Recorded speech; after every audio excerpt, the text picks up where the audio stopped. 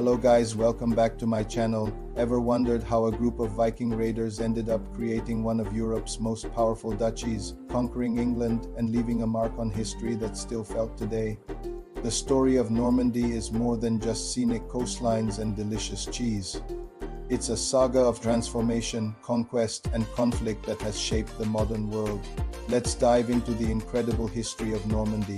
Our story begins long before the name Normandy even existed. In ancient times, this land was home to Celtic and Belgic tribes. Then, in 56 BC, the legions of Julius Caesar arrived, and the region became a prosperous Roman province known as Gallia Lugdunensis. For centuries, it flourished under Roman rule, a vital part of their empire in Gaul. But as Rome's power crumbled in the 5th century, new forces swept across Europe. The Franks, a Germanic people, moved in, and the region became part of their kingdom of Neustria. For a while, life settled into a new rhythm under Frankish rule, but a storm was gathering to the north. By the late 9th century, a new threat appeared on the horizon: the Vikings. These Norsemen, masters of the sea, sailed their longships up the Seine river, raiding and plundering with devastating efficiency. Cities like Rouen were repeatedly sacked, and the Frankish kingdom seemed powerless to stop them. The raids were relentless, sowing chaos and fear throughout the region. The king of West Francia, Charles the Simple, knew he had to do something drastic to end the violence. His solution was both pragmatic and revolutionary. In the year 911, he met with the formidable Viking leader, Rollo. At Saint-Clair-sur-Epte, they signed a treaty. Charles offered Rollo and his followers the land around the city of Rouen. In exchange, Rollo had to pledge his loyalty to the king, defend the territory from other Viking raiders, and most importantly, convert to Christianity. This wasn't just a land grant. It was the birth of a new political entity. What happened next was remarkable. Rollo and his Norse followers didn't just settle. They transformed. They embraced Christianity, adopted the local French language, and intermarried with the Frankish population. Over generations, this unique blend of Norse and Frankish cultures forged a new identity. These people were no longer just Norsemen. They became the Normans, and their land became known as Normandy, the land of the Northmen. They proved to be not just fierce warriors, but also skilled administrators and builders, constructing castles and monasteries that still stand today. The duchy grew in power and prestige, becoming a force to be reckoned with.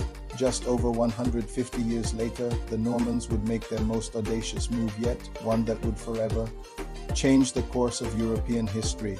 In 1066, the Duke of Normandy, a man named William, looked across the English Channel with ambition.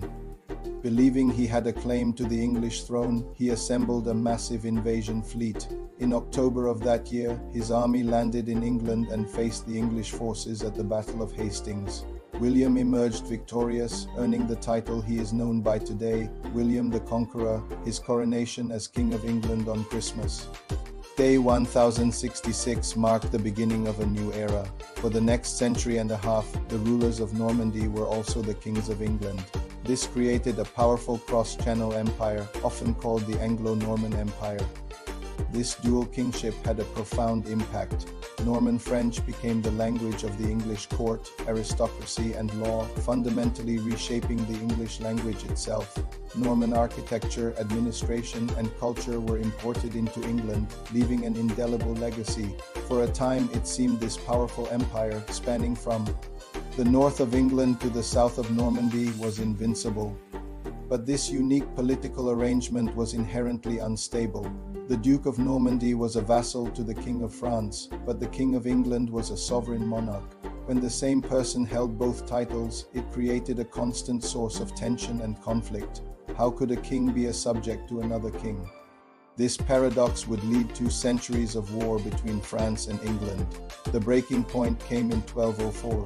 The French king, Philip II, saw his opportunity. He declared that the English king, John, often remembered as John Lackland, had forfeited his rights to his French lands. Philip launched a swift military campaign and successfully seized mainland Normandy. England was left with only the Channel Islands, a small remnant of its once great continental possessions. The duchy was now firmly back under French control, but the English kings never truly gave up their claim. This simmering conflict erupted into a full-scale war in 1337, the Hundred Years' War. For over a century, Normandy was a primary battlefield. Control of its cities and castles swung back and forth between the French and the English. It was a period of immense suffering for the local population, but also one of legendary figures. During this time, a young peasant girl named Joan of Arc emerged, claiming divine guidance to lead the French army.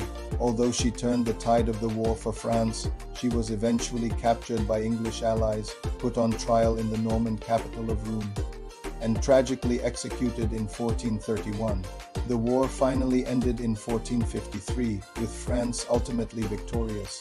In 1469, the Duchy of Normandy was formally and permanently absorbed into the Kingdom of France, ending its long and storied history as a semi-independent state. For several centuries, Normandy settled into its role as a French province, known for its agriculture, maritime trade, and rich culture.